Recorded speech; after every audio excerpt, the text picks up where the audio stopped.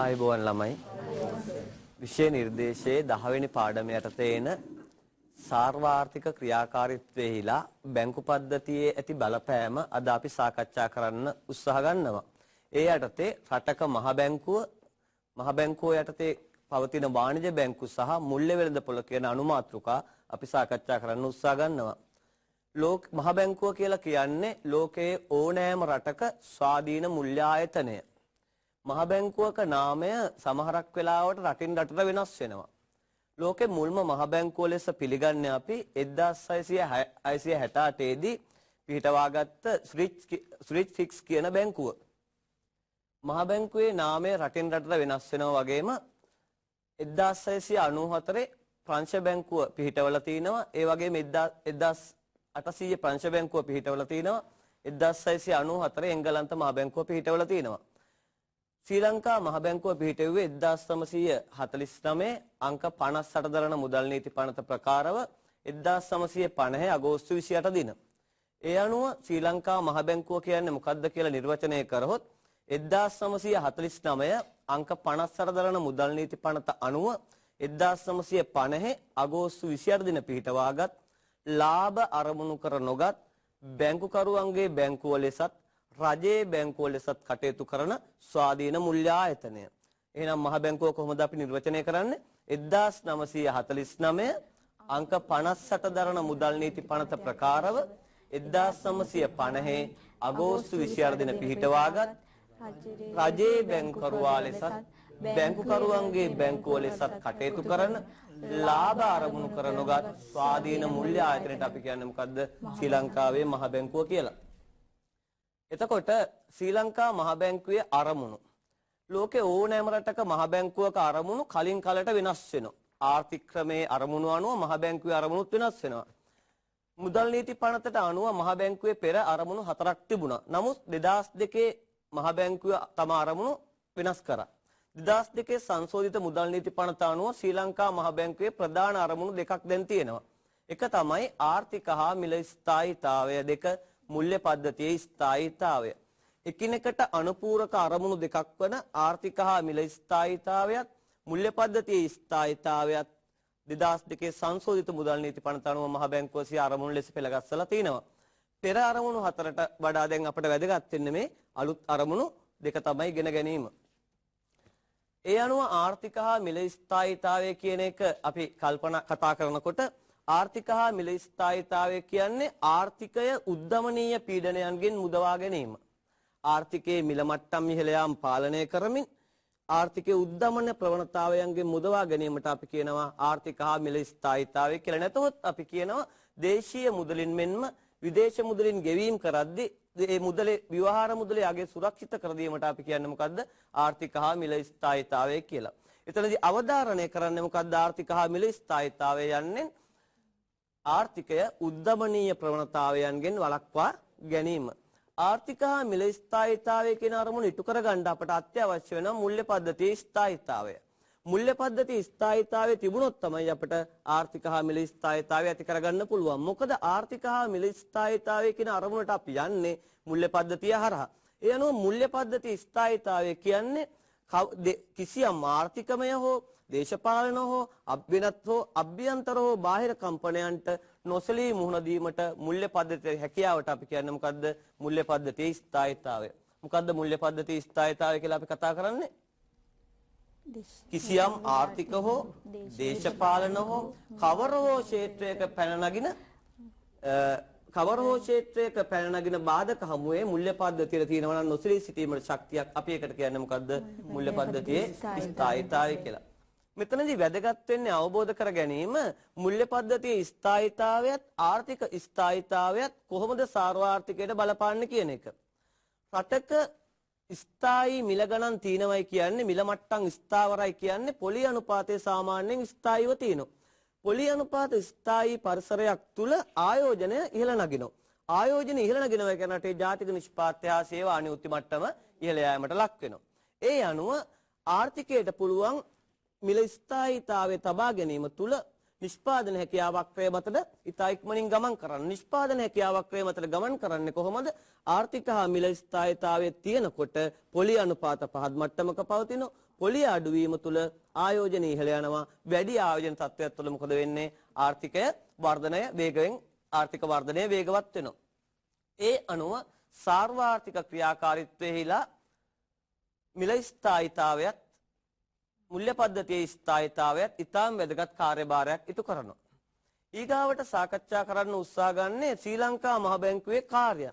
ශ්‍රී ලංකා මහ බැංකුවේ අරමුණු දෙකක් දැන් අපි සාකච්ඡා කළා. ආර්ථික මිල ස්ථායීතාවයයි මූල්‍ය පද්ධතියේ ස්ථායීතාවයයි කියන එක. ඊගාවට ශ්‍රී ලංකා මහ බැංකුවේ අරමුණු කතා කරාට පස්සේ කාර්යයන්. ශ්‍රී ලංකා මහ බැංකුව සිය ප්‍රධාන කාර්යයන් කිහිපයක් පෙළගස්සනවා. ශ්‍රී ලංකා මහ බැංකුවේ ප්‍රධාන කාර්යය ලෙස අපි සලකන්නේ මූල්‍ය ප්‍රතිපත්තිය ක්‍රියාත්මක කිරීම. පළවෙනි කාර්යය මූල්‍ය ප්‍රතිපත්තිය ක්‍රියාත්මක කිරීම. ආර්ථික ප්‍රතිපත්තිය අතර වැදගත්ම ප්‍රතිපත්තියක් තමයි මූල්‍ය ප්‍රතිපත්තිය. ඒ හැරුණකොට තවත් ප්‍රතිපත්තියක් තියෙනවා විනිමය අනුපාත ප්‍රතිපත්තිය ක්‍රියාත්මක කිරීම. ඒ වගේමයි ශ්‍රී ලංකාවේ නිල විදේශ විනිමය සංචිතය කළමනාකරණය කිරීමත් මහ බැංකුවේ ප්‍රධාන කාර්යයක් වෙන අතර ව්‍යවහාර මුදල් නිකුත් කිරීම හා බෙදා හැරීම මහ බැංකුවේ තවත් වැදගත් කාර්යයක් ලෙස අපි සලකනවා. ප්‍රධාන කාර්යයන් දැන් හතරක් පෙන්වුවා. එක මූල්‍ය ප්‍රතිපත්තිය ක්‍රියාත්මක කිරීම, විනිමය අනුපාත ප්‍රතිපත්තිය ක්‍රියාත්මක කිරීම, ශ්‍රී ලංකාවේ නිල විදේශ විනිමය සංචිතය කළමනාකරණය කිරීම සහ ව්‍යවහාර මුදල් නිකුත් කිරීම හා බෙදා හැරීම. ඊට අමතරව තවත් කාර්යයන් රාශියක් මහ බැංකුවේ තියෙනවා. බැංකු මුල්‍ය සමාගම් රජයේ සුරකුම් පිළිබඳ කටයුතු වල නියැලෙන ප්‍රාථමික වෙළඳුන්ට බලපත්‍ර ලබා දෙනවා. ඔවුන් නියාමනය කරනවා. ඔවුන් අධීක්ෂණය කිරීමේ කාර්යයක් පැවරලා තියෙන කාටද? රටක මහා බැංකුවට. ඒ වගේමයි මහ බැංකුවේ පියවීමේ ගිණුම පවත්වාගෙන යන ආයතන වලට නිෂ්කාශන පහසුකම් සපයනවා කවුද? මහ බැංකුව. ඒ වගේම රජයේ බැංකුකරුවා ලෙසත් කටයුතු කරනවා. බැංකුකරුවන්ගේ බැංකුකරුවා ලෙසත් මහ බැංකුව කටයුතු කරනවා. මහ බැංකුව එක් අතකින් රජයට උදව් කරනවා, අනිත් පැත්තෙන් බැංකු පාලනය කරමින් බැංකු වලට උදව් කිරීමක් කරනවා. පැහැදිලිනේ? ඔන්නව තමයි අපි සලකන්නේ මහ බැංකුවේ අරමුණු ලෙස. ලෝකේ ඕනම රටක් ගත්තොත් ඕනම රටක අරමුණු ওই විදිහට තමයි රඳා පවතින්නේ. ශ්‍රී ලංකා මහ බැංකුවේ වෙබ් අඩවියේ සඳහන් පරිදි මහ බැංකුවේ කාර්යයන් සහ අරමුණු නව වර්ගීකරණයකට ලක් කරලා තියෙනවා. එහි මෙහෙම සඳහන් වෙනවා ශ්‍රී ලංකා මහ බැංකුවේ ප්‍රධාන කාර්යයන් දෙකක්. අරමුණු වෙනුවට උන් පෙන්වා දෙන්නේ මහ බැංකුවේ කාර්යයන් කියලා. මේ මොනවද? ආර්ථික හා මිල ස්ථායීතාවයයි මූල්‍ය පද්ධතියේ ස්ථායීතාවයයි. ඒ ප්‍රධාන කාර්යයන් වලට සහාය කාර්යහෙවත් අනුයාත කාර්යයන් කීපයක් පෙන්වලා තියෙනවා. ඒ තමයි ව්‍යවහාර මුදල් නිකුත් කිරීම හා බෙදා හැරීම. තවත් කාර්යයන් තියෙනවා නියෝජිත කාර්යයන් කියලා. අර අනුකාර්යයන් සියල්ලම පෙළගස්සනවා මොනවද? නියෝජිත කාර්යයන් කියලා. ඒ අනුව ශ්‍රී ලංකා මහ බැංකුවේ නියෝජිත කාර්යයන් කියන්නේ මොනවද?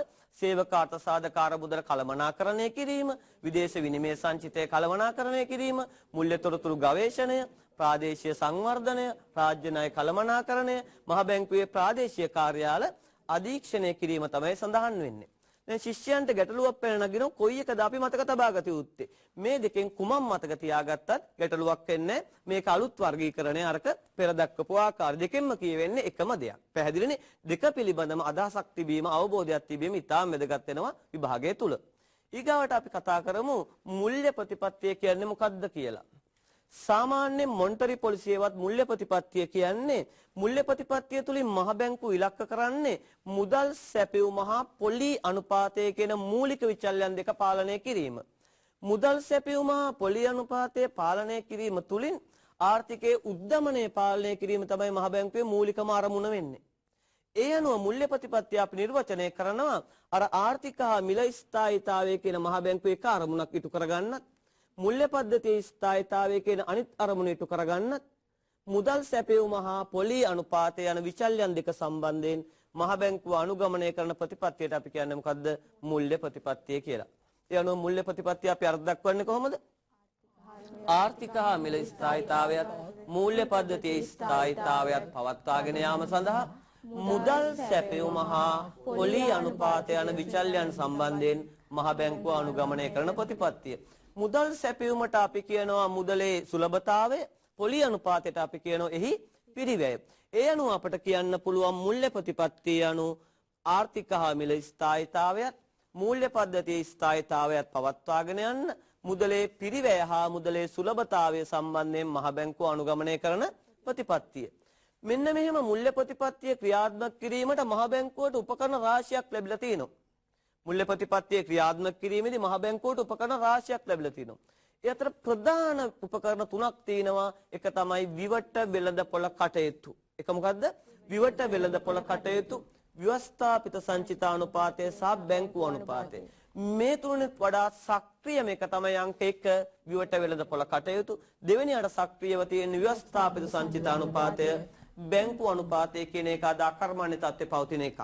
කොහොම වුණත් කමන්නේ මතක තියාගන්න ඕනේ මුල්‍ය ප්‍රතිපත්තියේ ප්‍රධාන උපකරණ තුනක් ගැන මොනවද? ව්‍යවස්ථාපිත සංචිතානුපාතය, විවට වෙළඳපොළ සහ බැංකු අනුපාතය.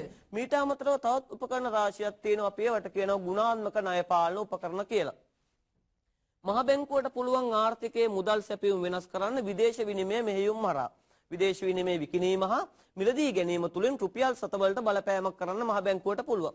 තවත් කාර්යයක් තමයි ණය ප්‍රමාණය සීමා කරන්න පුළුවන්. මිනිස්සුන්ට ලබා දෙන වාණිජ බැංකු හරහා පුජ්‍යලයන්ට ලබා දෙන ණය අඩු වැඩි කිරීමේ කාර්යය මහ බැංකුවට කරන්න පුළුවන් මුල්‍ය ප්‍රතිපත්තිය හරහා.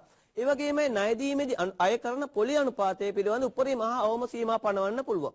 ණය සැපයුම දිරිගන්වන්න ඕන නම් අඩු පොලි අනුපාත මහ බැංකුව නියම කරනවා. ණය සැපයුම අධෛර්යමත් කරන්න ඕන නම් ඉහළ පොලි අනුපාතය මහ බැංකුවට පුළුවන් නියම කරන්න. අනිත් අතට ප්‍රතිමූල්‍ය පහසුකම් සැපීම, ශිෂ්ට ප්‍රයෝග වැනි දේ උලුත් කරනවා මුල්‍ය ප්‍රතිපත්තිය හරහා. මේ මුල්‍ය ප්‍රතිපත්තියේ උපකරණ අතුරින් අපි බර තියන්න ඕනේ වැඩිපුරම ඉගෙන ගන්න ඕනේ විවට වෙළඳපොළ සහ ව්‍යවස්ථාපිත සංචිතානුපාතය කියන විචල්යන් දෙකට. අනිත් ඒවා පිළිබඳව දල අවබෝධයක් ලබා ගැනීම වැදගත් වෙනවා. ශ්‍රී ලංකාවේ මුල්‍ය ප්‍රතිපත්තිය ගත්තොත් එහි ඉලක්ක ප්‍රධාන තුනක් තියෙනවා. ප්‍රධාන ඉලක්ක තුනක් යට තමයි මහ බැංකුව මුල්‍ය ප්‍රතිපත්තිය ක්‍රියාත්මක කරන්නේ. මූලික ඉලක්කය, අතරමැදි ඉලක්කය සහ අවසාන ඉලක්කය. මුල්‍ය ප්‍රතිපත්තිය කෙලින්ම මූලික වශයෙන් යොමු කරන්නේ ආර්ථිකයේ අධිබලිත මුදල් තොගයට. නැත්තම් මුල්‍ය පදනමට. නැත්තම් මුදල් පදනමට තමයි මුල්‍ය ප්‍රතිපත්තිය කෙලින්ම යොමු කරන්නේ.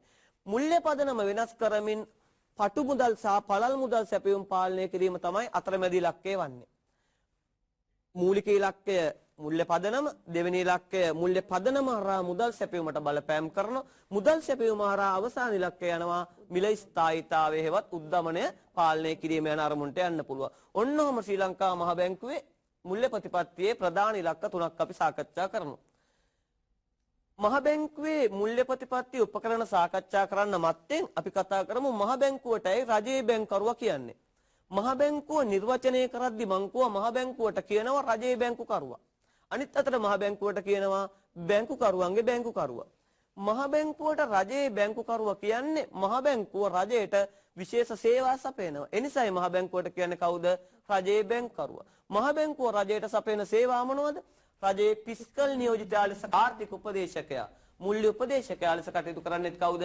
මහ බැංකුව. අනිත් අතට රජයේ නියෝජිතයා ලෙස කටයුතු කරන්නේ මහ බැංකුව. ජාත්‍යන්තර සමුළුවලදී රජයේ නියෝජනය කරමින් පෙනී සිටින්නේ කවුද? රජය වෙනුවෙන් ශ්‍රී ලංකා මහ බැංකුව. ඒ වගේමයි රජයේ බැංකුකරුවා ලෙසත් මහ බැංකුව කටයුතු කරනවා. අනිත් අතට අපි කියනවා මහ බැංකුවට බැංකුකරුවන්ගේ බැංකුව කියලා. මහ බැංකුවටයි රජයේ බැංකුකරුවා කියනවා වගේම බැංකුකරුවන්ගේ බැංකුව කියලාත් අපි කියන්නේ. මහ බැංකුව බැංකු වලටත් යම් යම් සේවා රාශියක් ඉටු කරනවා. වාණිජ බැංකු වලට හදිසි ද්‍රවශීලතා ගැටලුවක් පැන නැගුණොත් අවසාන ණය දෙන්නා වශයෙන් කටයුතු කරන්නේ කවුද? මහ බැංකුව. වාණිජ බැංකු වලට ද්‍රවශීලතා ගැටලුවක් ඇති වුණොත් ඉස්සෙල්ලාම යන්නේ කොහෙටද? අන්තර් බැංකු ඒක්ෂණ මුදල් වෙළඳපොළට. අන්තර් බැංකු ඒක්ෂණ මුදල් වෙළඳපොළ ආදියෙන් අර මුදල් සපය ගන්න බැර නම් අවසාන වශයෙන් යන්න වෙන්නේ කොහෙටද? මහ බැංකුවට. අන්න ඒ නිසා අපි කියනවා මහ බැංකුවට මොකද්ද? වාණිජ බැංකු වල බැංකුකරුවා ලෙස කටයුතු කරනවා. ඒ වගේමයි වාණිජ බැංකු හා මුල්‍ය ආයතන අධීක්ෂණය කරන්නේ කවුද? මහ බැංකුව. එනිසා අපි කියනවා මොකද්ද මහ බැංකුවට? බැංකුකරුවන්ගේ බැංකුව කියලා. ඒ වගේම තව කාර්යයක් කරනවා මොකද්ද? වාණිජ බැංකුව වල චෙක්පත් නිෂ්කාශනය කරමින් නිෂ්කාශන ගිණුම පවත්වාගෙන යන්නේ කවුද? මහ බැංකුව. අන්නේ සේවා වාණිජ බැංකුව වලට සපයනව කවුද? මහ බැංකුව. එනිසා අපි කියනවා මහ බැංකුවට මොකද්ද? බැංකුකරුවන්ගේ බැංකුව කියලා. ඊගාට අපි කතා කරනවා මුල්‍ය ප්‍රතිපත්ති උපකරණ විශ්ලේෂණය කිරීම. මුල්‍ය ප්‍රතිපත්ති උපකරණ ප්‍රධාන තුනක් මම මීට පෙර සාකච්ඡා කරා. හොඳට මතක තියාගන්න ඕනේ බැංකු අනුපාතය, ව්‍යවස්ථාපිත සංචිතානුපාතය සහ විවට වෙළඳපොළ. බැංකු අනුපාතය කියන්නේ හරිම සරල දෙයක්. මේක අද ක්‍රියාත්මක වෙන්නේ බොහොම අඩුවෙන්. බැංකු අනුපාතය කියන්නේ අවසාන ණය දෙන්නා වශයෙන් මහ බැංකුවෙන් වාණිජ බැංකු ණය ගන්නවා. වාණිජ බැංකු වලට ද්‍රවශීලතා ගැටලුවක් ඇති වුණොත් කොහෙන්ද ණය ගන්න යන්නේ? මහ බැංකුවෙන් ණය ගන්න යනවා. මහ බැංකුවේදී පොලියක් අය කරනවා. පොලිය අය කරන්නේ සාමාන්‍ය පොලියකට වඩා ටිකක් වැඩි පොලියක්. මෙන්න මේකට කියන්නේ මොකද්ද? බැංකු අනුපාතය. ඒ අනුව බැංකු අනුපාතයේ අර්ථ දක්වන්නේ කොහොමද අපි? වාණිජ්‍ය බැංකු වලට අවසාන ණය දෙන්නා වශයෙන් ණය සැපීමේදී මහ බැංකුව අය කරන පොලි අනුපාතය. කොහොමද මේක සාර්වාර්ථිකයේ ක්‍රියාකාරීත්වයට බලපාන්නේ කියන එකයි අවබෝධ කරගන්න ඕනේ. මහ බැංකු පොලි අනුපාතය වැඩි කරන විට, ඒ කියන්නේ මහ බැංකුව වාණිජ්‍ය බැංකු වල ණය දෙද්දී අය කරන පොලිය වැඩි කරන විට, මහ බැංකු පොලිය වැඩි කරන විට සමස්ත ආර්ථිකයේ පොලි අනුපාතයත් මොකද වෙන්නේ? වැඩි කරන්න වෙනවා. ඒ කියන්නේ වාණිජ්‍ය බැංකු පොලියත් වැඩි වෙනවා. පොලිය වැඩි වෙනකොට මිනිස්සු ණය ඉල්ලුමක් කරනවද? ණය ඉල්ලුම අඩු වෙනවා. ණය ඉල්ලුම අඩු වෙනකොට වාණිජ්‍ය බැංකු වල ඉල්ලුම් තැන්පතු ප්‍රමාණයත් අඩු වෙනවා. ඉල්ලුම් තැන්පතු මුදල් සැපයීමේ කොටසක් මුදල් සැපයීමත් අඩු වෙනවා. අන්න බලන්න බැංකු අනුපාතය කෙලින්ම බලපෑම් කරනවා මොකටද? මුදල් සැපයීමට. පැහැදිලිනේ? කොහොමද කතාව වෙන්නේ? මොකද්ද සංසිද්ධිය? බැංකු අනුපාතය වැඩි කරොත් වාණිජ්‍ය බැංකු පොලිය හේවත් සමස්ත ආර්ථිකයේ පොලි අනුපාතත් මොකක් වෙනවද? ඉහළ යනවා. පොලිය වැඩි වෙනකොට ණය ඉල්ලුම අඩු වෙනවා. ණය ඉල්ලුම අඩු වෙනකොට ඉල්ලුම් තැන්පතු අඩු වෙලා මුදල් සැපයීම අඩු වෙනවා. සාමාන්‍යයෙන් මුදල් සැපයීම හා පොලිය අතර තියෙන ප්‍රතිලෝම සම්බන්ධයක්. මුදල් සැපයීම අඩු වුණා කියන්නේ ආර්ථිකයේ පොලි අනුපාත මොකක් වෙනවද? ඉහළට යනවා, වැඩි වෙනවා. මේකේ අනිත් පැත්ත ප්‍රතිලෝමයේ සිද්ධ වෙන්නත් පුළුවන්. ඒ තමයි බැංකු අනුපාතය අඩු කරොත්, මහ බැංකුව ණය සැපීමේදී අය කරන පොලිය අඩු කරොත් සමස්ත ආර්ථිකයේ පොලිය හේවත් වාණිජ්‍ය බැංකු පොලියත් මොකක් වෙනවද? අඩු වෙනවා. එවිට මිනිස්සු වැඩි වැඩියෙන් ණය ගන්නවා. ණය ඉල්ලුම වැඩි වෙලා ඉල්ලුම් තැන්පතු වැඩි වීම හරහා මුදල් සැපයීම ප්‍රසාරණය වෙනවා. මුදල් සැපයීම වැඩි වීමේ ප්‍රතිඵලය ලෙස පොලි අනුපාතයට ප්‍රතිලෝමව වෙනස් වෙන්න පුළුවන්. පොලි අනුපාත ආර්ථිකයේ අඩු වෙන්න පුළුවන්. ඔන්න ඔහොමයි බැංකු අනුපාතයේ මුදල් සැපයීමට හා පොලි අනුපාතයට බලපෑම් කරන්නේ. ඊගාවට දෙවෙනි කරුණ තමයි ව්‍යවස්ථාපිත සංචිතානුපාතය. ව්‍යවස්ථාපිත සංචිතානුපාතය කියන්නේ වාණිජ්‍ය බැංකු වලට ලැබෙන තැන්පතු වලින්, තැන්පතු මුදල් වලින් කිසියම් මුදල් ප්‍රමාණයක් මහ බැංකුවේ තැන්පත් කරන්න ඕනේ. අන්නේ තැන්පත් කරන මුදල් ප්‍රමාණයට අපි කියන්නේ මොකද්ද? ව්‍යවස්ථාපිත සංචිතය. එහිදී වාණිජ්‍ය බැංකු වලට පැමිණෙන ඉල්ලුම් තැන්පතු වලින් කිසියම් අනුපාතයක් මහ බැංකුව ළඟ තියාගන්න කියලා හැමතිස්සෙම නියම කරනවා. අන්නේ අනුපාතයට අපි කියන්නේ මොකද්ද? ව්‍යවස්ථාපිත සංචිතානුපාතය. ඒ අනුව ව්‍යවස්ථාපිත සංචිතානුපාතය අපිට නිර්වචනය කරන්න පුළුවන් කොහොමද? වාණිජ්‍ය බැංකුව විසින් තම තැන්පතු මුදල් වලට අදාළව මහ බැංකුවේ පවත්වාගත යුතු තැන්පතු ප්‍රමාණයට අපි කියන්නේ මොකද්ද? ව්‍යවස්ථාපිත සංචිතානුපාතය. ඒක අඩු වැඩි කිරීමේ කාර්ය වගකීම තියෙන්නේ කාටද? මහ බැංකුවට. මහ බැංකුවට අවශ්‍ය නම් මේක වැඩි කරන්නත් පුළුවන්, මේක අඩු කරන්නත් පුළුවන්. ඊගාවට අවබෝධ කරගත යුතුයි මේ ව්‍යවස්ථාපිත සංචිතානුපාතයේ වෙනස් වන විට කොහොමද මුදල් සැපයීමට හා පොලි අනුපාතයට බලපෑමක් වෙන්නේ? මහ බැංකුව ව්‍යවස්ථාපිත සංචිතානුපාතයේ වැඩි කරන විට, ව්‍යවස්ථාපිත සංචිතානුපාතයේ වැඩි කරන විට වාණිජ්‍ය බැංකුව නමින් මහ බැංකුවේ ඇති සංචිතය අඩු වෙනවා. හැමතිස්සෙම මහ බැංකුවේ තියෙන වාණිජ්‍ය බැංකුව වල සල්ලි සංචිතය. ව්‍යවස්ථාපිත සංචිතානුපාතයේ වැඩි කියන්නේ මේ සංචිතය අඩු වෙනවා. සංචිතය අඩු වෙනකොට වාණිජ්‍ය බැංකුව වල මුදල් සැපයීම ඉල්ලුම් තැන්පතු ප්‍රමාණය අඩු වෙනවා. ඒ හරහා මුදල් සැපයීම අඩු වෙලා පොලි අනුපාතය වැඩි වෙනවා. මේක ප්‍රතිලෝමයක් සිද්ධ වෙන්න පුළුවන්. මහ බැංකුවට පුළුවන් අවශ්‍ය නම් ව්‍යවස්ථාපිත සංචිතානුපාත අඩු කරන්නත් පුළුවන්. ව්‍යවස්ථාපිත සංචිතානුපාතය අඩු කරොත් මහ බැංකුවේ ඇති වාණිජ්‍ය බැංකුව වල සංචිතය ඉහළ නගිනවා. සංචිතය ඉහළ නගිනවයි කියන්නේ වාණිජ්‍ය බැංකුව වල ණය ප්‍රසාරණය කරන්න පුළුවන්. ඉල්ලුම් තැන්පතු ඉහළ යනවා, මුදල් සැපයීම වැඩි වෙනවා. මුදල් සැපයීම හා පොලිය අතර හැමතිස්සෙම තියෙන ප්‍රතිලෝම සම්බන්ධයක්. ඒ අනුව පොලි අනුපාතය මොකක් වෙනවද? අඩු වෙන්න පුළුවන්. දැන් අපි සාකච්ඡා කරා මුල්‍ය ප්‍රතිපත්තියේ ප්‍රධාන උපකරණ තුනෙන් දෙකක්. ඒ තමයි බැංකු අනුපාතය සහ ව්‍යවස්ථාපිත සංචිතානුපාතය. ඒ දෙකම මුදල් සැපයීමට හා පොලි අනුපාතයට බලපෑම් කරන ආකාරය. අවසාන උපකරණය තමයි විවට වෙළඳපොළ කටයුතු හේවත් විවෘත වෙළඳපොළ කටයුතු. විවෘත වෙළඳපොළ කටයුතු කියලා අපි කතා කරන්නේ මහ බැංකුව කෙලින්ම වෙළඳපොළට ඇවිල්ලා එහි සුරකුම්පත් විකිණීම හා මිලදී ගැනීම තුලින් මුදල් සැපයීමට හා පොලියට බලපෑම් කිරීමේ ක්‍රියාවලිය. සාමාන්‍යයෙන් අපි භාණ්ඩ වෙළඳපොළට ගිහලා භාණ්ඩයක් මිලදී ගන්නවා වගේ මහ බැංකුව ඍජුවම එනවා මුදල් වෙළඳපොළට. ඇවිල්ලා එහි සුරකුම්පත් විකුණනවා, සුරකුම්පත් මිලදී ගන්නවා. ඒ තුලින් මහ බැංකුවට පුළුවන් මුදල් සැපයීමට හා පොලියට බලපෑමක් කරන්න. මෙන්න මේ කටයුත්තට කියන්නේ මොකද්ද? අපි විවට වෙළඳපොළ කටයුතු කියලා. ඒ අනුව අපිට විවට වෙළඳපොළ කටයුතු නිර්වචනය කරන්න පුළුවන් කොහොමද? මහ බැංකුව විවෘත වෙළඳපොළට පැමිණ එහි සුරකුම්පත් විකිණීම හා මිලදී ගැනීම තුලින් මුදල් සැපයුමට හා පොලී අනුපාතයට බලපෑම් කිරීමේ ක්‍රියාවලියට අපි කියන්නේ මොකද්ද? විවට වෙළඳපොළ කටයුතු. ශ්‍රී ලංකා මහ බැංකුව විවට වෙළඳපොළ කටයුතු වල යෙදීමේ ප්‍රධාන අරමුණු දෙකක් තියෙනවා. එක අතකින් මුදල් සැපයුමට බලපෑම් කිරීම අරමුණු කරගන්නවා. අනිත් අතට පොලී අනුපාතයට බලපෑම් කිරීම අරමුණු කරගන්නවා. මුදල් සැපයුම හා පොලී අනුපාතය යන දෙකම එක්වර පාලනය කරන්න පුළුවන් මහ බැංකුවට විවට වෙළඳපොළ කටයුතු වල යෙදීමෙන්. මෙහිදී මුදල් සැපයුමට කොහොමද විවට වෙළඳපොළ කටයුතු බලපාන්නේ? පොලියට බලපාන්නේ කොහොමද කියන එක ශිෂ්‍යයන්ගේ අවබෝධ තියෙන්න ඕනේ. දැන් මහ බැංකුව විවෘත වෙළඳපොලේ සුරකුම්පත් විකුණනවා ඇවිල්ලා. මහ බැංකුව සුරකුම්පත් විකුණනවායි කියන්නේ සුරකුම්පත් ප්‍රමාණය කවුද මිලදී ගන්නෙ? වාණිජ බැංකුව මිලදී ගන්නවා. වාණිජ බැංකුව සුරකුම්පත් මිලදීගෙන චෙක් එකක් මගින් මහ බැංකුවට අදාළ මුදල් ප්‍රමාණය ගෙවනවා. මහ බැංකුව එතනදී මොකද කරන්නේ? හැමතිස්සෙම මහ බැංකුවේ තියෙන වාණිජ බැංකුව වල සල්ලි සංචිතයක්. අන්නේ චෙක්පත මගින් මහ බැංකුවට ලැබිය යුතු මුදල් ශේෂය මහ බැංකුව මොකද කරන්නේ? වාණිජ බැංකුව වල ගිණුම් වලින් අඩු කරගන්නවා. ඒ අනුව අවසාන ප්‍රතිඵලය වෙන්නේ මොකද්ද? මහ බැංකුවේ ඇති වාණිජ බැංකු සංචිතය පහත වැටෙනවා.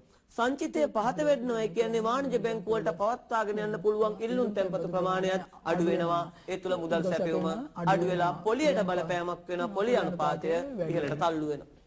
පැහැදිලිනේ? ඊගාවට මොකද්ද වෙන්නේ? මහ බැංකුව විවෘත වෙළඳපොලේ සුරකුම්පත් විකුණන්න පුළුවන්. මහ බැංකුව මිලදී ගත්තා වගේ මේක ප්‍රතිවිරුද්ධ පැත්ත විකුණන්න පුළුවන්. දැන් මහ බැංකුව විවෘත වෙළඳපොලේ සුරකුම්පත් මිලදී ගන්නවා. මහ බැංකුව මිලදී ගන්නකොට විකිණීම සිද්ධ කරන්නේ වාණිජ බැංකුව. එතකොට මහ බැංකුව සුරකුම්පත් මිලදී ගනිද්දී වාණිජ බැංකුව විකුණනවා. වාණිජ බැංකුව මොකද කරන්න ඕනේ? දැන් මහ බැංකුව මොකද කරන්න ඕනේ? මහ බැංකුව චෙක් පතක් මගින් වාණිජ බැංකුව වලට ගෙවන්න ඕනේ. මෙහිදී මහ බැංකුව තමයි සුරකුම්පත් මොකක් කරන්නේ? මිලදී ගන්න. වාණිජ බැංකුව සුරකුම්පත් විකුණනවා. වාණිජ බැංකුව විකුණනවා, මහ බැංකුව මිලදී ගන්නවා, මහ බැංකුව චෙක් පතක් මගින් වාණිජ බැංකුව වලට ගෙවනවා. එතකොට මොකද වෙන්නේ? අදාළ ගැළපීම් වලට පසු මහ බැංකුවේ තියෙන වාණිජ බැංකු සංචිත මට්ටම වැඩි වෙන වැඩිවීම තුළ එල්ලුම් තැන්පතු වැඩි වෙලා මුදල් සැපයුම් වැඩි වෙනවා. මුදල් සැපයුම් වැඩි වෙනකොට ආර්ථිකයේ සමස්ත පොලි අනුපාත අඩු වෙන්න පුළුවන්. මෙන්න මෙහෙම මහ බැංකුව විවෘත වෙළඳපොලේ සුරකුම්පත් විකිණීම හා මිලට ගැනීම තුලින් මුදල් සැපයුමට හා පොලි අනුපාතයට බලපෑමක් ඇති කරමින් සමස්ත ආර්ථික ක්‍රියාකාරීත්වයට බලපෑමක් කරන්න පුළුවන් බව අවබෝධ කරගන්න ඕනේ. ඉන් එහාටත් යනවා නම් දැන් මහ බැංකුව විවෘත වෙළඳපොලේ සුරකුම්පත් විකුණුවොත් මහ බැංකුව විකුණන විට අවසාන ප්‍රතිඵලය මොකද වෙන්නේ? මහ බැංකුව විකුණනවයි කියන්නේ වාණිජ බැංකු මිලදී ගන්නවා. වාණිජ බැංකු වල සංචිතය අඩු වෙනවා. මුදල් සැපයුම අඩු වෙනවා. පොලිය වැඩි වෙලා පොලි අනුපාත වැඩිවීම හරහා සමස්ත ඉල්ලුම මොකක් වෙනවද? අඩු වෙන්න පුළුවන්. සමස්ත ඉල්ලුම අඩු වීම හරහා ආදායම, සේවා නියුක්තිය යන සියලු දෑ මොකක් වෙනවද? අඩු වෙන්න පුළුවන්. ඕකේ අනිත් පැත්ත ප්‍රතිලෝමයේ සිද්ධ වෙන විට ඒ කියන්නේ මහ බැංකුව විවෘත වෙළඳපොලේ සුරකුම්පත් මිලදී ගන්නවා. මහ බැංකුව මිලදී ගන්නකොට වාණිජ බැංකුව වල සල්ලි සංචිතය වැඩි වෙලා මුදල් සැපයුම වැඩි වෙනවා. පොලි අනුපාත අඩු වෙනවා. පොලිය අඩුවීම තුල පොලි සංවේදී ආයෝජන ඉහළ යන්න පුළුවන්. පොලිය අඩුවීම තුල පරිභෝජනය ඉහළ යන්න පුළුවන්. මෙන්න මේ ඉහළ යාම තුල සමස්ත ඉල්ලුමට බලපෑමක් වෙනවා. ඒ තමයි සමස්ත ඉල්ලුම වැඩි වෙනවා. සමස්ත ඉල්ලුම වැඩි වෙනවයි කියන්නේ අපි දන්නවා කේන්සියානු සමතුලිත ප්‍රවේශය අනුව ඉල්ලුම වැඩි වෙනවයි කියන්නේ ජාතික ආදායමත් වැඩි වෙනවා. ආදායම හා සේවා නියුක්තිය එකවර ඉහළ යනවා. එතකොට පුළුවන් මෙන්න මේ පොලි අනුපාතයට හා මුදල් සැපයීමට බලපෑම් කිරීම තුලින් මහ බැංකුවට පුළුවන් සමස්ත ආර්ථිකයේ ක්‍රියාකාරීත්වයට බලපෑමක් ඇති කරන්න. පැහැදිලිනේ? ඊගාවට දැන් මුල්‍ය ප්‍රතිපත්තියේ ප්‍රධාන උපකරණ තුන අපි දැන් සාකච්ඡා කරා. බැංකු අනුපාතය, ව්‍යවස්ථාපිත සංචිත අනුපාතය හා විවට වෙළඳපොළ කටයුතු කියන කාරණා දෙක. පොලි අනුපාතයට බලපෑම් කරන ආකාරයත් මුදල් සැපයීමට බලපෑම් කරන ආකාරයත් වෙන වෙනම දැන් සාකච්ඡා කරලා තියෙන්නේ. ඊළඟට අපි සාකච්ඡා කරන්න යන්නේ ප්‍රතිවිකිණීමේ වෙළඳපොළ හා ප්‍රතිමිලදී ගැනීමේ වෙළඳපොළ කියන සංකල්ප දෙක. ප්‍රතිමිලදී ගැනීමේ වෙළඳපොළ කියන්නේ తాවකාලිකව මහ බැංකුව විවෘත වෙළඳපොලේ සුරකුම්පත් විකිණීමේ ක්‍රියාවලිය. මෙහිදී සිද්ධ වෙන්නේ මහ බැංකුව සතු සුරකුම්පත් වාණිජ බැංකුව වලට తాවකාලිකව උකස් තැබීමක් වෙන්නේ. ඒකට අපි කියන්නේ ප්‍රතිමිලදී ගැනීමේ වෙළඳපොළ. ප්‍රතිමිලදී ගැනීමක් කියන්නේ එකඟ වූ දිනකට එකඟ වූ මිලකට නැවත මිලදී ගැනීමේ පොරොන්දුව මත මහ බැංකුව සතු සුරකුම්පත් වාණිජ බැංකුව වලට විකිණීමට අපි කියන්නේ ප්‍රතිමිලදී ගැනීමක් කියලා. අන්නේ කටයුත්ත සිද්ධ වන වෙළඳපොළට අපි කියන්නේ ප්‍රතිමිලදී ගැනීමේ වෙළඳපොළ කියලා. මේක ලංකාවට හඳුන්වලා දුන්නේ 1993 ශ්‍රී ලංකා මහ බැංකුව මේක මුල් වලට හඳුන්වලා දුන්නේ. ඒ අනුව ශාමිකාට කියන්න පුළුවන්ද ප්‍රතිමිලදී ගැනීමේ ගිවිසුමක් යන කුමක්ද කියලා? එකඟ වූ දිනකට එකඟ වූ මිලකට නැවත මිලදී ගැනීමේ පොරොන්දුව මත මහ බැංකුව විවෘත වෙළඳපොලේ සුරකුම්පත් විකිණීම. බොහොම හොඳයි ශාමිකා. එකඟ වූ දිනකට එකඟ වූ මිලකට නැවත මිලදී ගැනීමේ පොරොන්දුවෙන් මහ බැංකුව විවෘත වෙළඳපොලේ සුරකුම්පත් විකිණීමට අපි කියන්නේ මොකද්ද? ප්‍රතිමිලදී ගැනීමක් කියලා. ප්‍රතිමිලදී ගැනීම තුලින් කොහොමද මුදල් සැපයීමට හා පොලි අනුපාතයට බලපෑමක් එන්නේ? මෙන්න මෙහෙම తాවකාලිකව මහ බැංකුව තමන් සතු සුරකුම්පත් වාණිජ බැංකුව වලට අලෙවි කරනකොට වාණිජ බැංකුව වල සංචිතය తాවකාලිකව අඩු වෙනවා. වාණිජ බැංකුව වල සංචිතය අඩු වෙන විට මුදල් සැපයීම අඩු වෙනවා. අනිත් අතට පොලි අනුපාතයට බලපෑමක් සිද්ධ වෙන්න පුළුවන්. හරි. ප්‍රතිමිලදී ගැනීම එහෙම වුණාට ප්‍රතිවිකුණුම් මේකේ ප්‍රතිලෝමයේ සිද්ධ වෙනවා. ප්‍රතිවිකුණුම් වෙළඳපොළකුත් තියෙනවා ප්‍රතිමිලදී ගැනීම වගේම. ප්‍රතිවිකුණුම් වෙළඳපොළ හඳුන්වා දුන්න ශ්‍රී ලංකා මහ බැංකුව 1995 වර්ෂයේ මුදල් වෙළඳපොළට හඳුන්වා දුන්න අතිරේක පහසුකමක් මේක. ප්‍රතිවිකුණුම් ගිවිසුමක් කියලා අපි සාමාන්‍යයෙන් අර්ථ දක්වන්නේ එකඟ වූ දිනකට එකඟ වූ මිලකට නැවත විකිණීමේ පොරොන්දුව මත මහ බැංකුව විවෘත වෙළඳපොලේ සුරකුම්පත් මිලදී ගැනීමේ ක්‍රියාවලියක්ද විකිණීමේ ක්‍රියාවලියක්ද මහ බැංකුව විවෘත වෙළඳපොලේ සුරකුම්පත් මිලදී ගැනීමේ ක්‍රියාවලියට අපි කියන්නේ මොකද්ද? ප්‍රතිවිකුණුම්. එහිදී සිද්ධ වෙන්නේ මහ බැංකුව සතු සුරකුම්පත් වාණිජ බැංකුව මිලදී ගන්නවද වාණිජ බැංකුව විකුණනවද? වාණිජ බැංකුව විසින් මහ බැංකුවට සුරකුම්පත් විකුණයිද මිලට ගනීද? විකුණනවා. මෙන්න මේකට අපි කියන්නේ මොකද්ද? ප්‍රතිවිකුණුම්. අවසාන වශයෙන් විකිණීමේ ක්‍රියාවලිය කරන්න ඕනේ කවුද? වාණිජ බැංකුව. මහ බැංකුව කරන්නේ මොකද්ද? එහිදී සුරකුම්පත් විවෘත වෙළඳපොලේ මිලදී ගැනීම සිද්ධ වෙන්නේ. මහ බැංකුව සුරකුම්පත් මිලදී ගනිමින් මහ බැංකුව චෙක්පත් මගින් වාණිජ බැංකුව වලට අදාළ මුදල් ගෙවනවා. එතකොට මොකද වෙන්නේ? වාණිජ බැංකුව වල සංචිතයට කිසියම් බලපෑමක් වෙනවා. වාණිජ බැංකුව වල සංචිත මට්ටම වැඩි වේද අඩු වේද? වාණිජ බැංකුව වල සංචිතය ඉහළ නගිනවා. වාණිජ බැංකුව වල සංචිතය ඉහළ යද්දී ඉල්ලුම් තැන්පතු ප්‍රසාරණය වෙන අතර මුදල් සැපයුම් වැඩි වෙනවා. මුදල් සැපයුම හරහා අවශ්‍ය නම් පොලි අනුපාතයට ඇති වෙන බලපෑමක් කියන්න පුළුවන්. පොලි අනුපාතය පහළ යන්න පුළුවන්. මෙන්න මෙහෙම මේ ප්‍රතිවිකුණුම් හා ප්‍රතිමිලදී ගැනීම හරහා මහ බැංකුවට පුළුවන්මක් කරන්නද මුදල් සැපයුම හා පොලි අනුපාතය පාලනය කරන්න. සාමාන්‍යයෙන් මේ ප්‍රතිවිකුණුම් හා ප්‍රතිමිලදී ගැනීමේ ගිවිසුමක පරණත කාලය දින 180ත් අතර කාලයක් ගියාට වඩා ජනප්‍රිය එක් දින ප්‍රතිවිකුණුම් හා ප්‍රතිමිලදී ගැනීමේ ගිවිසුම්. ඒ අනුව අපිට ප්‍රතිවිකුණුම් වෙළඳපොළ හෝ ප්‍රතිවිකුණුම් ගිවිසුමක් කොහොමද අර්ථ දක්වන්නේ? එකඟ වූ දිනකට එකඟ වූ මිලකට නැවත විකිණීමේ පොරොන්දුව මත මහ බැංකුව විවෘත වෙළඳපොලේ සුරකුම්පත් මිලදී ගැනීමේ ක්‍රියාවලියට අපි කියන්නේ මොකද්ද? ප්‍රතිවිකුණුම් කියලා. ඊගාවට අපි කතා කරන්න උත්සාහ ගන්නවා සක්‍රීය විවට වෙළඳපොළ කටයුතු. 2003 ශ්‍රී ලංකා මහ බැංකුව විවට වෙළඳපොළ තුලින් හඳුන්වා දුන්න අලුත් අංගයක් තමයි මේ සක්‍රීය විවට වෙළඳපොළ කියන්නේ. මේදි සිද්ධ වෙන්නේ සුරකුම්පත් විකිණීම හා මිලදී ගැනීම වෙළඳපොළ වෙත නැඹුරු ප්‍රවේශයක් සිදු වෙනවා. වෙළඳපොළ වෙත නැඹුරු ක්‍රමයක් කරා මහ බැංකුව සුරකුම්පත් විකිණීම හා මිලදී ගැනීමට අපි කියනවා සක්‍රීය විවට වෙළඳපොළ කටයුතු කියලා. ඒ අනුව සක්‍රීය විවට වෙළඳපොළ කටයුතු වල ප්‍රධාන අංග ලක්ෂණ 4ක් අපට දැක් ගන්න පුළුවන්. සක්‍රීය විවට වෙළඳපොළ ක්‍රමය තුල මහ බැංකුව දිනපතා උදෑසන ආර්ථිකයේ මුදල් වෙළඳපොළේ ද්‍රවශීලතාවය තක්සේරු කරලා ඒ අනුව තීරණය කළ ප්‍රමාණය සුරකුම්පත් විකිණීම හා මිලට ගැනීම සිද්ධ වෙන පරිදි දෛනික සුරකුම්පත් විකිණීම හෝ මිලදී ගැනීමේ වෙන්දේසි පවත්වනවා. ඒ අනුව අවබෝධ කරගන්න ඕනේ සක්‍රීය විවට වෙළඳපොළේ පළවෙනි වැදගත් අංගය තමයි මොකද්ද? දෛනික සුරකුම්පත් විකිණීම හා මිලදී ගැනීමේ වෙන්දේසි දැමීම. දෙක තමයි පොලි අනුපාත කොරිඩෝවක් හදලා තියෙනවා. අන්තර්බැංකු වේක්ෂණ මුදල් වෙළඳපොළේ පොලි අනුපාතයේ විශාල සීමාවන් විචලතාවයන් ඇතිවීම වළක්වන පරිදි මහ බැංකුව අන්තර්බැංකු වේක්ෂණ මුදල් වෙළඳපොළ සඳහා පොලි අනුපාත කොරිඩෝවක් හදලා තියෙනවා. තුන්වෙනි එක තමයි අර ප්‍රතිවිකුණුම් හා ප්‍රතිමිලදී ගැනීමේ වෙන්දේසි වලට සම්බන්ධ වෙන්න බැරි බැංකුවක් ඉන්නවා නම් දවස් අවසානයේ ඒගොල්ලන්ට අවශ්‍ය ද්‍රවශීලතාවය හිඟ හෝ අතිරික්ත පියවා ගැනීම සඳහා නිත්‍ය පහසුකම් සපයනවා. ඊගාව එක තමයි ස්ථාවර පදනමකින් ද්‍රවශීලතාවය මහ බැංකුව එක්ක සපයනවා එක්ක ලබා දෙනවා වාණිජ්‍ය බැංකුව වලට. ඒ අනුව මතක තබා ගත යුතුයි සක්‍රීය විට වෙළඳපොලේ ප්‍රධාන අංග ලක්ෂණ කීයක් තියෙනවද?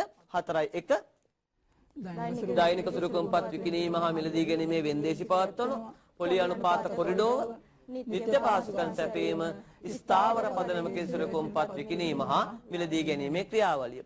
සක්‍රීය විට වෙළඳපොළ තුල වෙන්නේ වෙළඳපොළ වෙත නැඹුරු සුරුකුම්පත් විකිණීමේ හා මිලදී ගැනීමේ ප්‍රවේශය.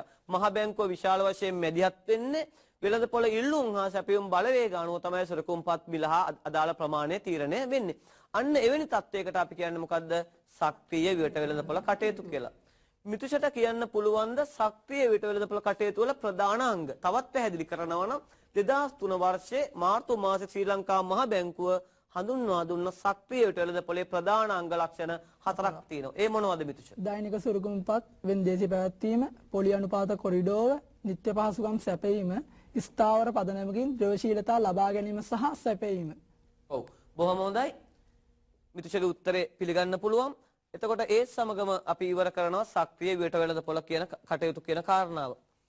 සක්‍රීය විට වෙළඳපොළ කටයුතු වලින් පස්සේ අපි උත්සාහ ගන්නව යන්න මහ බැංකුව කතා කරලා ඉවරයි වාණිජ්‍ය බැංකුව කියන මාතෘකාවට.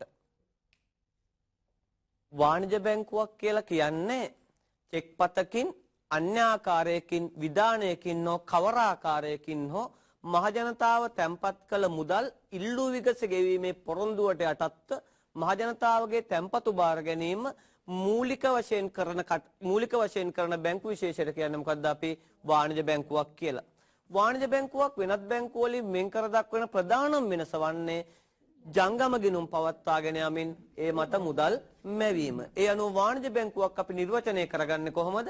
චෙක් පතකින් විධානයකින් හෝ අන්‍ය ආකාරයකින් හෝ ඉල්ලූ විගස ආපසු ගෙවීමේ පොරොන්දුවට යටත්ව මහජනයාගේ මුදල් තැන්පතු බාර ගැනීම ප්‍රධාන කාර්යකටගත් බැංකු විශේෂයේ මුල්‍ය ආයතන විශේෂයට අපි කියන්නේ මොකද්ද? මහ බැංකු වාණිජ්‍ය බැංකු කියලා. ඒ අනුව 2010 අගවන විට ශ්‍රී ලංකාවේ වාණිජ්‍ය බැංකු 23ක් තිබිලා තියෙනවා. වාණිජ්‍ය බැංකු වර්ගීකරණය කරනවා අපි දේශීය වාණිජ්‍ය බැංකු සහ විදේශ වාණිජ්‍ය බැංකු ලෙස. ඉන් දේශීය වාණිජ්‍ය බැංකු 11ක් තියෙනවා, විදේශ වාණිජ්‍ය බැංකු 12ක් තියෙනවා. දේශීය වාණිජ්‍ය බැංකු 11 සමන්විත වෙන්නේ රාජ්‍ය වාණිජ්‍ය බැංකු 2ක් හා පෞද්ගලික අංශයේ වාණිජ්‍ය බැංකු 9ක් ලෙස. රජයේ වාණිජ්‍ය බැංකු දෙක තමයි මහජන බැංකුව සහ ලංකා බැංකුව. අනිත් 9 මොන වාණිජ්‍ය බැංකුද? පෞද්ගලික අංශයට අයත් වාණිජ්‍ය බැංකු. ඉතුරු 12 විදේශාංශයේ වාණිජ්‍ය බැංකු ලෙස අපි සලකනවා. ඊගාවට වාණිජ්‍ය බැංකු වල ප්‍රධාන කාර්යයන් කවරේද කියන එක පිළිබඳ අවබෝධයෙන් ඉන්න ඕනේ. මීට පෙර අපි මහ බැංකුවේ ප්‍රධාන කාර්යයන් කතා කරා ආර්ථික හා මිල ස්ථායීතාවයයි, මූල්‍ය පද්ධති ස්ථායීතාවයයි. වාණිජ්‍ය බැංකු වල තියෙන ප්‍රධාන කාර්යයන් 4ක්. එක තමයි මූලිකම කාර්ය තමයි වාණිජ්‍ය බැංකුවක මහජනතාවගේ තැන්පතු බාර ගැනීම. මහජනතාව තමන් වෙතට ලබා දෙන තැන්පතු බාර ගැනීම තමයි වාණිජ්‍ය බැංකුවක මූලික කාර්ය වෙන්නේ. වාණිජ්‍ය බැංකුව බාර ගන්න ප්‍රධාන තැන්පතු වර්ග කීපයක් තියෙනවා. ඉල්ලුම් තැන්පතු, ඉතුරුම් තැන්පතු, කාලීන තැන්පතු, වෙනි තැන්පතු, විවිධ තැන්පතු වාණිජ්‍ය බැංකුව විසින් බාර ගන්නවා. වාණිජ්‍ය බැංකුව තැන්පතු බාර ගැනීමට අමතරව තවත් කාර්යයක් කරනවා. එම තැන්පතු අරමුදල් මහජනතාවට අවශ්‍ය පරිදි ණය වශයෙන් ලබා දෙනවා. අතිරික්ත අරමුදල් තියෙන පාර්ශ්වයන් වාණිජ්‍ය බැංකුවල මුදල් තැන්පත් කරනවා. එම අරමුදල් වාණිජ්‍ය බැංකුව හිඟ පාර්ශ්වයන්ට ණය වශයෙන් ලබා දෙනවා. ඒ අනුව වාණිජ්‍ය බැංකුවල ප්‍රධාන කාර්යයන් දෙකක් කිව්වා. තැන්පතු බාර ගැනීම හා ණය දීම. මෙන්න මේ ක්‍රියාවලින් දෙකටම අපි කියන්නේ මොකද්ද? මූල්‍ය අතරමැදිකරණය. මූල්‍ය අතරමැදිකරණය කියන්නේ මොකද්ද? එක පැත්තකට මහජනතාවගේ තැන්පතු බාර ගන්නවා. අනිත් අතට එම තැන්පතු අදාළ ඒකකයන්ට ලබා දෙනවා ණය අරමුදල් වශයෙන්. මෙන්න මේ ක්‍රියාවලියට අපි කියන්නේ මොකද්ද? මූල්‍ය අතරමැදිකරණය කියලා. සාමාන්‍යයෙන් මූල්‍ය අතරමැදිකරණය කියන එකේ නිරත වෙනවා වාණිජ්‍ය බැංකු, මහ බැංකුව, වෙනත් බැංකු, බලපත්‍රලාභී විශේෂිත බැංකු, මූල්‍ය සමාගම් මේ හැමදෙනෙම මූල්‍ය අතරමැදිකරණය නිරත වෙනවා. ඒ අනුව මූල්‍ය අතරමැදිකරණයක මේ සරල රූපසටහන පෙන්눔 කරනවා. ආර්ථිකයේ නිතරම පාර්ශ්වයන් දෙකක් ඉන්නවා. එකක් තමයි අතිරික්ත ඒකක, එකක් තමයි හිඟ ඒකක. මේ හිඟ ඒකක සතු අරමුදල්, අතිරික්ත ඒකක සතු අරමුදල් හිඟ ඒකක වලට ලබා දෙනව ණය වශයෙන් ඔවුන්ගෙන් පොලියක් අය කරලා මුදල් තැන්පත් කර පාර්ශ්වයන්ට ඒ පොලි නැවත ගෙවනවා. ඒ අතරමැදි ශේෂය තමයි වාණිජ බැංකුවල ලාභය කියලා අපි සලකන්නේ. මෙන්න මේ ක්‍රියාවලියට අපි කියන්නේ මොකද්ද? මූල්‍ය අතරමැදිකරණය. තවදුරටත් සාකච්ඡා කරනවා නම් මූල්‍ය අතරමැදිකරණයේ යෙදෙන ආයතන කීපයක් පෙළගස්සලා තියෙනවා. මහ බැංකුව, බලපත්‍රලාභී විශේෂ බැංකු, වාණිජ බැංකු, වෙනත් තැන්පතු බාර ගන්නා මූල්‍ය ආයතන, ප්‍රාථමික වෙළඳුන්, සැලසුම් ගත ඉතිරි කිරීමේ ආයතන වශයෙන් රාශියක් දාලා තියෙනවා. දැන් වාණිජ බැංකුව වල ප්‍රධාන කාර්යයන් දෙකක් සාකච්ඡා කරා. එක තමයි තැන්පතු බාර ගැනීම, ණය දීම. තුන්වෙනි එක තමයි මොකද්ද? නියෝජිත සේවා සැපීම. වාණිජ බැංකු සපයේ නියෝජිත සේවා කීපයක් නම් කරොත් පිළිනපත් විකිණීම හා මිලදී ගැනීම, විවිධ උපදේශන සේවා සපයන, බාරකාරත්ව විසීමේ කාර්යයන් කරන, කොටස් නිකුත් කිරීම සම්බන්ධයෙන් කටයුතු කරන, ගනුදෙනුකරුවන්ගේ නමින් ලාභාංශ ප්‍රාර්ථන රැස් කිරීමේ කටයුතු වාණිජ බැංකු කරනවා. වාණිජ බැංකු කරන මෙන්න මේ කාර්යයන්ට අපි කියන්නේ මොන කාර්යයන්ද? නියෝජිත කාර්යයන් කියලා. තවත් කාර්යයක් කරනවා වාණිජ බැංකු නියෝජිත කාර්යයට අමතරව පොදු උපයෝගිතා සේවා සපයනවා. පොදු උපයෝගිතා සේවා කියන්නේ උකස් කටයුතු, රත්තරන් භාණ්ඩ වෙන දේවල් උකස් කටයුතු, හරපත්‍ර හා ණයපත්‍ර නිකුත් කිරීම, විදේශ විනිමය ගනුදෙනු වල නියැලීම, බැංකු අනකර නිකුත් කිරීම වෙන දේවලුත් වාණිජ බැංකු කරනවා. ඒ අනුව වාණිජ බැංකු වල ප්‍රධාන කාර්යයන් හතරක් පෙන්වලා දුන්නා. තැන්පතු බාර ගැනීම, ණය දීම, නියෝජිත සේවා සහ පොදු උපයෝගිතා සේවා කියලා. මහ බැංකුවේ ප්‍රධාන අරමුණු දෙකක් අපි සාකච්ඡා කරා. ආර්ථික හා මිල ස්ථායීතාවයයි මූල්‍ය පද්ධතියේ ස්ථායීතාවයයි. ඒ වගේම තියෙනවා වාණිජ බැංකු වලත් එකිනෙකට ගැටෙන සුළු ප්‍රධාන අරමුණු දෙකක්. එකක් තමයි ලාභදායීතාවය ඉහළ මට්ටමක පවත්වාගෙන යාම. එක අතකට ද්‍රවශීලතාවය ඉහළ මට්ටමක පවත්වාගෙන යාම. මේ අරමුණු දෙක එකිනෙකට ගැටෙනවා. වාණිජ බැංකුවල් ලාභදායීතාවය ඉහළින් පවත්වාගෙන යන්න ගියාම ද්‍රවශීලතාවය අඩු වෙනවා. ලාභදායීතාවය ඉහළින් පවත්වාගෙන යන්න නම් වාණිජ බැංකු පුළුවන් තරම් ණය දෙන්න ඕනේ. වාණිජ බැංකු ණය දීම වැඩි වෙනකොට වාණිජ බැංකු වල ද්‍රවශීලතාවය පහළ වෙනවා. අනිත් අතට ද්‍රවශීලතාවය රැක ගන්න සල්ලි වැඩි වැඩියෙන් ළඟ තියාගත්තොත් ණයට නොදී ලාභදායීතාවය මොකක් වෙනවද? වැඩි වෙනවද අඩු වෙනවද? ලාභදායීතාවය අඩු වෙනවා. එතකොට ලාභදායීතාවය රැක ගන්න ගියාම ද්‍රවශීලතාවය අඩු වෙනවා. ද්‍රවශීලතාවය රැක ගන්න ගියාම ලාභදායීතාවය අඩු වෙනවා. ඒ අනුව වාණිජ බැංකු වල මේ අරමුණු දෙක ලාභදායීතාවය සහ ද්‍රවශීලතාවය කියන අරමුණු දෙක අතර තියෙන මොන සම්බන්ධයක්ද? ප්‍රතිලෝම සම්බන්ධයක් තමයි පැන නගින්නේ. ලාභදායීතාවය රැක ගන්න හැම අවස්ථාවකම ද්‍රවශීලතාවය අඩු වෙනවා. ද්‍රවශීලතාවය රැක ගන්න උත්සාහ ගන්නකොට ලාභදායීතාවය වෙනස් වෙනවා. ඉතින් මේ හින්දා වාණිජ බැංකුව හැමතිස්සෙම කළමනාකරුවන් උත්සාහ ගන්නව කුමක් කරන්නද? ලාභදායීතාවය සහ ද්‍රවශීලතාවය දෙක එකිනෙකට තුලනාත්මකව පවත්වාගෙන යාමට උත්සාහයක් ගන්නවා. ඒ අනුව වාණිජ බැංකුව මුදල් මෙවීම කියන මාතෘකාවට දැන් අපි යොමු වෙනවා. වාණිජ බැංකුව මුදල් මෙවීම සිද්ධ කරන්නේ භාගික සංචිත ක්‍රමයක් යටතේ. භාගික සංචිත ක්‍රමයක් කියලා කියන්නේ වාණිජ බැංකුව වලට ලැබෙන තැන්පතු වලින් කිසියම් කොටසක් පමණ ව්‍යවස්ථාපිත සංචිත අවශ්‍යතාවය ලෙස ළඟ තබාගෙන ඉතුරු ප්‍රමාණය ණය වශයෙන් ලබා දෙමින් මුදල් මෙවීමේ නිරත වන බැංකු ක්‍රමයකට අපි කියනවා මොනවද? භාගික සංචිත බැංකු ක්‍රමයක් කියලා. වාණිජ බැංකු මුදල් මෙවීම සාකච්ඡා කරන්න මත්තෙන් වාණිජ බැංකු මුදල් මෙවීමට බලපාන සාධක හේවත් මුදල් මෙවීම කියන කාරණා විග්‍රහ කිරීමේ ප්‍රධාන උපකල්පන තුනක් අපි සාකච්ඡා කරනවා. පළවෙනි උපකල්පනය තමයි මුදල් මෙවීම සිද්ධ වෙන්න නම් තියෙන්න ඕනේ වාණිජ බැංකු සතුව අධිසංචිත තියෙන්න ඕනේ. අධිසංචිත තිබුණටමදී ඒ සියලුම අධිසංචිත වාණිජ බැංකු ණය වශයෙන් ලබා දෙන්න ඕනේ. වාණිජ බැංකු ණය දෙන සූදානම් වුණත් මිනිස්සු ණය ගන්න එන්නේ නැත්නම් ඒ කියන්නේ බැංකු ණය සඳහා ඉල්ලුමක් නැත්නම් මුදල්ම වෙන්නේ නැහැ. දෙවෙනි උපකල්පනය තමයි මහ ජනතාවගෙන් බැංකු ණය සඳහා ඉල්ලුමක් පවතිනවා. තුන්වෙනි එක තමයි මුදල් මෙවීමේ ක්‍රියාවලිය අවසන් වනතුරු බැංකු පද්ධතියෙන් පිටතට මුදල් කාන්දු වීමක් සිද්ධ වෙන්නේ නැහැ. බැංකු පද්ධතියේ මුදල් අලුතෙන් එන්නේ නැහැ. මෙන්න මේ උපකල්පන තුන යටතේ තමයි වාණිජ බැංකු මුදල් මෙවීම සාකච්ඡා කරන්නේ. ඒ අනුව වාණිජ බැංකු මුදල් මෙවීමේ ප්‍රධාන උපකල්පන කීයද? තුනයි. මොනවද ඒ තුන? වාණිජ බැංකු වල අධිසංචිත තියෙන ඒවා සියල්ලම ණයට දෙනවා. ඒ වගේම ණය ඉල්ලුමක් පවතිනවා. ඒ වගේම තමයි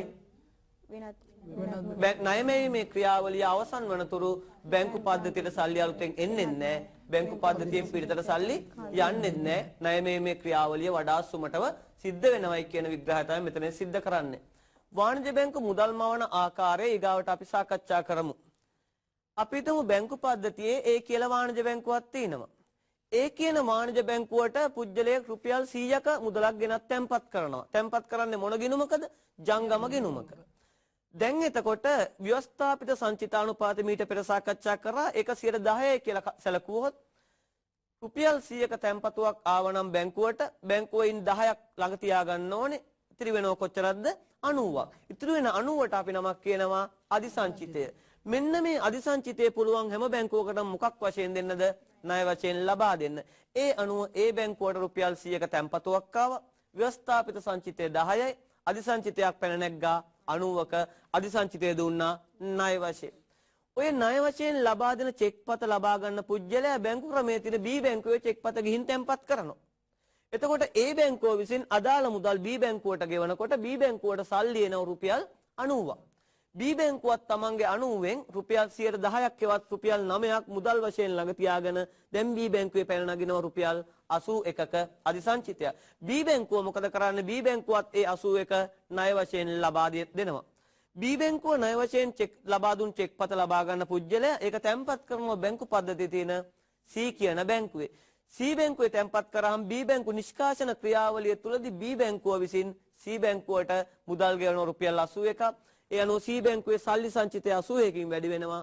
ඉන් 10%ක් හෙවත් 8.10ක් C බැංකුව ළඟ තියාගෙන ණය වශයෙන් ලබා දෙනවා 72.90. මෙතනදී මේ මුදල් මවනවා කියන්නේ වාණිජ බැංකුව මොකද්ද?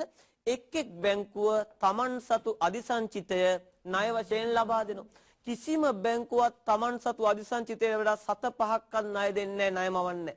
හැම බැංකුවක්ම කරන්නේ බොහොම නිහතමානී ක්‍රියාවලියක්. ඒ තමයි තමන් සතුව තියෙන අධිසංචිතය ණයට දෙනවා. හැබැයි මේ ක්‍රියාවලිය හැම බැංකුවක්ම කරන විට මොකද වෙන්නේ? මුළු තැන්පතු වල බහුවිධ ප්‍රසාරණයක් හට ගන්නවා. ඒකට අපි කියන්නේ මොකද්ද? වාණිජ බැංකු මුදල් මැවීම කියලා. වාණිජ බැංකු මුදල් මැවීම කියන එකෙන් ගැටලුවක් තියෙනවා නම් අහන්න.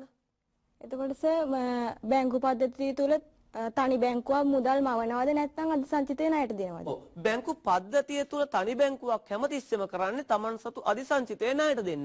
මේ ඒ කියන බැංකුව කුමක්ද කරේ? තමන් ගාව තියෙන අධිසංචිතය මොකද කරේ? ණය වශයෙන් ලබා දුන්නා. ඒ කියන බැංකුව අධිසංචිතය ණයට දෙනවා, මුදල්ම මවන්නේ.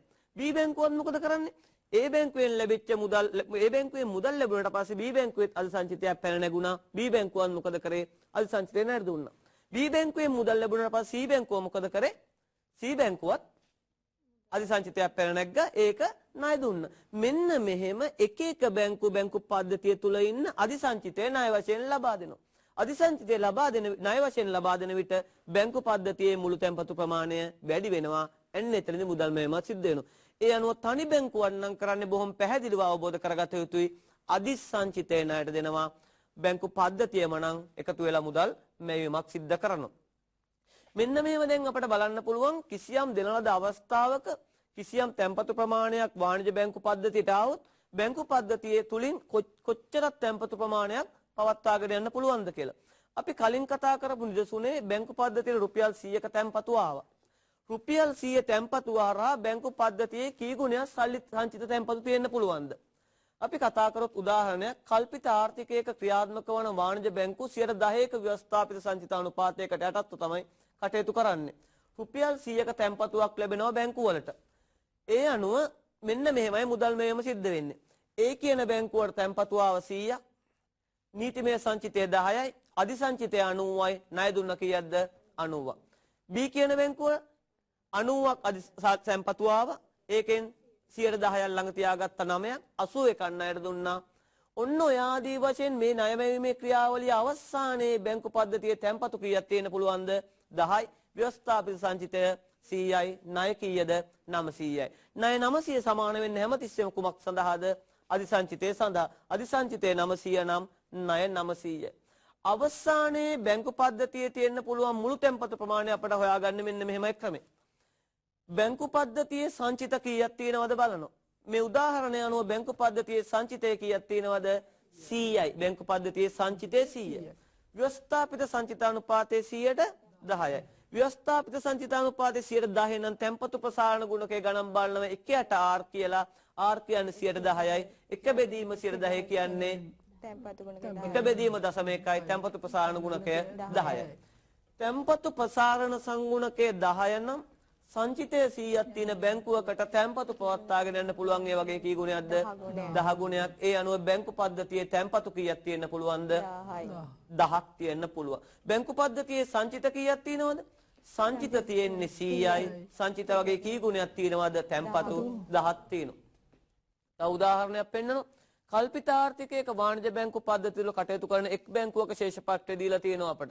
ඉල්ලුම් තැන්පතු 800යි, ප්‍රාග්ධනය 200යි, සංචිත 200යි, ණය 800යි, මුළු වත්කම් වක්කීම් 10ක් ලෙස පෙන්눔 කරනවා. සංචිතානුපාතය 10% නම් අධිසංචිත තියෙනවද කියලා අහනවා. සංචිතානුපාතය 10% ගානේ තැන්පතු 800ට කොච්චරක් ළඟ තියාගන්න ඕනේද? 80යි. දැනට බැංකුවේ සංචිතය කීයක් තිබුණාද? 200යි. ඒ අනුව අධිසංචිත හොයාගන්නේ කොහොමද? සැබෑ සංචිතයෙන් අඩු කරනවා ව්‍යවස්ථාපිත සංචිතය. ඒ අනුව අධිසංචිතය තියෙන කොච්චරද? 120. බැංකුවට ලබා දිය හැකි උපරිම ණය සීමාව තීරණය වෙනවා අධිසංචිතයේ ප්‍රමාණයට. ඒ අනුව මේ බැංකුවල ලබා දිය හැකි උපරිම ණය ප්‍රමාණය තවදුරටත් කොච්චරද? 120යි. ශිෂ්‍යයෙකුට සිතන්න පුළුවන් දී ඇති ණයත් එක්ක ඕනම් මේ වන විට දී ඇති ණය 800යි, මේ ණය 120යි, මුළු ණය ප්‍රමාණය 920ක් ලෙස පිළිගන්නත් පුළුවන්. බැංකුවට ලබා දිය හැකි උපරිම ණය ලබා දුන් පසු චෙක්පත් ලබාගත් පුද්ගලයන් චෙක්පත් ඒ බැංකුවම තැන්පත් කරොත් බැංකුවේ ශේෂපත්‍රය අපෙන් අහනවා. එතකොට අපට කියන්න පුළුවන් බැංකුවේ සංචිත 200යි. ණය වශයෙන් ලබා ගන්න චෙක්පත් ඒ බැංකුවේම දානවා. ඒ බැංකුවේම දානවා කියන්නේ ඒ බැංකුවෙන් පිටතට සල්ලි කාන්දු වෙන්නේ නැහැ, සල්ලිවත්කම් එහෙමයි. එතකොට චෙක්පත් ඒ බැංකුවේම තැන්පත් කරනවා කියන්නේ තැන්පතු 120කින් තවදුරටත් වැඩි වෙනවා. ණය දුන්නේ 120යි, ණය 800යි, ණය 920යි. ඒ අනුව මුළු වත්කම් සහ වක්කීම් දෙකම ඉහළ යනවා 120කින්. ඒ කියන්නේ 1120ක් ලෙස. බැංකුවට ලබා දිය හැකි උපරිම ණය දෙනම චෙක්පත් ලබා ගන්න පුද්ගලයන් චෙක්පත් වෙනත් බැංකුවල දැම්මොත් බැංකුවේ ශේෂපත්‍රය හැදෙන්නේ කොහොමද කියලා අහනවා. දැන් බැංකුවේ සල්ලි තිබුණ 200ක්. බැංකුවේ 120ක ණයක් දුන්නා. ඊට පස්සේ මොකද වෙන්නේ? චෙක්පත වෙනත් බැංකුවක දැම්මට පස්සේ අර 200න් 120ක් අඩු වෙනවා. ඒ අනුව බැංකුවේ සල්ලි දැන් කීයක් තියෙනවද? 80යි. ණය 920යි, මුළු වත්කම් කොච්චරද? 10යි. තැන්පතු 920 800 දක්වා අඩු වුණේ කොහොමද? මුදල් ගෙවල තැන්පතු ගනුදෙනු ඉවර කරා, නිෂ්කාශනය වුණා. ඒ අනුව තැන්පතු 120කින් අඩු වුණා. ඒ අනුව බැංකු පද්ධතියේ මුළු වත්කම් වක්කීම් කොච්චරද? 10ක් ලෙස තියෙනවා. මේ චෙක්පත ලබාගත් පුජ්‍යලේ වෙනත් බැංකුවක මේ චෙක්පත තැන්පත් කරා නම් අපෙන් අහනවා ඒ චෙක්පත තැන්පත් කළ අනිත් බැංකුවේ ශේෂපත්‍රය. අනිත් බැංකුවකට සල්ලි කීයක් ගියාද? 120යි. ඒ අනුව අනිත් බැංකුවේ ආරම්භක ශේෂපත්‍රයේ සංචිත 120යි, තැන්පතු 120 ලෙස. ඔන්නෝම ඔය බැංකුවත් ඔය 120න් 10ක් තියාගෙන මොකද කරන්නේ? ඉතුරු ටික ණයට දෙනවා. ඔන්නෝම ගිහිල්ලා අවසානයේ මොකද වෙන්නේ? බැංකු පද්ධතිය තුලින් මුදල් මැවීමක් සිද්ධ වෙනවා. තවත් උදාහරණයක් 12.5ක ව්‍යවස්ථාපිත සංචිතානුපාතයකට ඇතුළත කටයුතු කරන වාණිජ බැංකු පද්ධතියක ශේෂපත්‍රය තියෙන්නේ. ව්‍යවස්ථාපිත සංචිතානුපාතය 12.5යි, මුළු වත්කම් 6000යි, මුළු වක්කීම් 6000ක් ලෙස දීලා තියෙනවා. තැන්පතු ප්‍රසාරණ ගුණකය ගණනය කරන්නලු තැන්පතු ප්‍රසාරණ ගුණකය K සමානයි 1/8R 1/8.125යි. ඒ කියන්නේ කොච්චරද? තැන්පතු ප්‍රසාරණ ගුණකය 8ක් ලෙස තියෙනවා. තැන්පතු ප්‍රසාරණ 8න් මොකද්ද කියන්නේ? ගුණකය 8න් කියන්නේ මේ වගේ 8 ගුණයක් තියෙන්න පුළුවන් බැංකු පද්ධතියේ සංචිතය වගේ 8 ගුණයක් තියෙන්න පුළුවන් බැංකු පද්ධතියේ තැන්පතු. බැංකු පද්ධතියේ අධිසංචිත තියෙනවද අහනවා. ඔව් 900ක් තිබුණ සංචිත නීතියෙන් තියාගෙන ඉන්න ඕනේ 5000ට කොච්චරද? 625යි. අධිසංචිත පැනනක් කොච්චරද? 275. අධිසංචිත 275 තුලින් ණය දෙන්න පුළුවන් කොච්චරද? ප්‍රසාරණ ගුණකේ වාරයක් බැංකු පද්ධතියට 275 8ක් කොච්චරද? 2200ක් බැංකු පද්ධතියට ණය දෙන්න පුළුවන් තවදුරටත්. සියලුම ගැළපීම් කිරීමෙන් පසු බැංකු පද්ධතියේ මුළු තැන්පතු ප්‍රමාණය කොච්චරද අහනවා. බැංකු පද්ධතියේ මුළු තැන්පතු ප්‍රමාණය අපි ලබා ගන්නේ කොහොමද? සංචිතය වරක් තැන්පතු ප්‍රසාරණ ගුණකය. පද්ධතියේ සංචිතය තිබුණ මේ වන විට 900ක්, තැන්පතු ප්‍රසාරණ ගුණක 1/8R 8ක් ආවා අපට. ඒ අනුව බැංකු පද්ධතියේ මුළු තැන්පතු කොච්චරක් තියෙනවද? 7200ක් තියෙනවා. සියලුම ගැළපීම් කිරීමෙන් පසු බැංකු පද්ධතියේ ශේෂපත්‍රය හැදෙන ආකාරය බලන්න. 900යි සංචිත, තැන්පතු ප්‍රසාරණ ගුණකය 8යි. ඒ වගේ 8 ගුණයක් ඉල්ලුම් තැන්පත් වෙනවා 7200ක්. ඒ අනුව සුරකුම් 500යි, ණය 7200යි ආදී වශයෙන් 8200ක් ලෙස මුළුවත්කම් මහ වක්කීම් ශේෂපත්‍රයේ නිරූපණය වෙනවා. මහජනයා සතු විවහාර මුදල් රුපියල් 2300ක් නම් සියලුම ගැළපීම් කිරීමෙන් පසු M1 මුදල් සැපයුම අහනවා. M1 මුදල් සැපයුම සමානයි විවහාර මුදල් ධන ඉල්ලුම් තැන්පතු. විවහාර මුදල් 2300යි, ඉල්ලුම් තැන්පතු ගැළපීම් කිරීමෙන් පසු 7200 නම් අවසානයේ බැංකු පද්ධතියේ තියෙන කොච්චරද? මුළු මුදල් සැපයුම ආර්ථිකයේ තියෙනවා 9500ක්. පැහැදිලිනේ? මෙන්න මෙහෙමයි වාණිජ බැංකු පද්ධතියක තුළ මුදල් මවන්නේ. ඒ අනුව අද දවසේ අපි සාකච්ඡා කරා මහ බැංකුවේ අනු කුමක්ද? එහි කාර්යභාරය කුමක්ද? පියවට වෙළඳපොළ හා ව්‍යවස්ථාපිත සංචිත අනුපාතය. වාණිජ බැංකුවක් යනු කුමක්ද? එහි කාර්යභාරය කුමක්ද? එහි මුදල් මවන ආකාරය කුමක්ද යන්න සාකච්ඡා කරා. ඒ අනුව මහ බැංකුවත් වාණිජ බැංකුවත් මුදල් සැපයීමට බලපෑම් කිරීම තුල මහ බැංකුව ඍජුවම මුදල් සැපයීමට බලපෑම් කරනවා. වාණිජ බැංකුව ණය හරහා මුදල් සැපයීමට බලපෑම් කරනවා. මේ දෙකොල්ලම මුදල් සැපයීමට බලපෑම් කිරීම හා ආර්ථිකයේ පොලි අනුපාතය වෙනස් වීම හරහා සමස්ත ආදායම හා සේවා නියුක්තියට තියෙන බලපෑම් මේ දැන් අපි මේ වන විට අපි සාකච්ඡා කරලා අවසන් කරා. අදට අපට ලැබී තියෙන කාලය අවසන් වෙලා තියෙනවා. ඒ අනුව තවත් මෙවැනිම පාඩමකින් හමු වෙනතුරු ඔබ සැමට සුබ දවසක් වේවා. ආයුබෝවන්.